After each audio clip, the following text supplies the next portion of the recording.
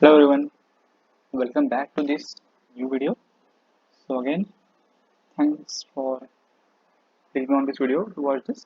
So today, this video is going to be about a simple trick that I'm going to show you when you are using a ruler option to judge the alignment.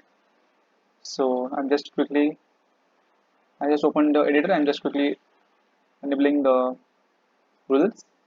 So sometimes while setting a ruler or the grid like this, now I have set it to minus 61 pixels. Okay, but if you have to again set it from right side, then it's kind of hard. I have to do the calculations, otherwise I have to do the countings from this side. But here is a trick. Okay, what I'm going to show you is we are going to do it by adding a box. We are going to measure the total distance, or rather the pixels or the area between the left one, which we have set first,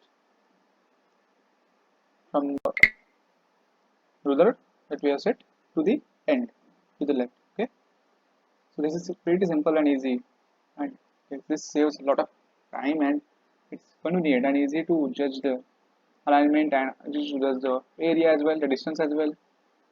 You can then use this pretty easy way, and now you can just look at it as well as you can just zoom it like this.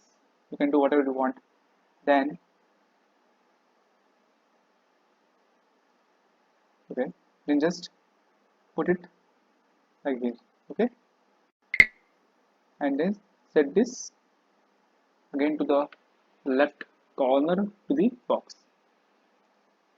Now if you just see, the distance is pretty much the same on both the sides. So this is how we can measure the area when using the rulers. So let's say if you are again reducing and keeping it here, then what we'll do is just increase this.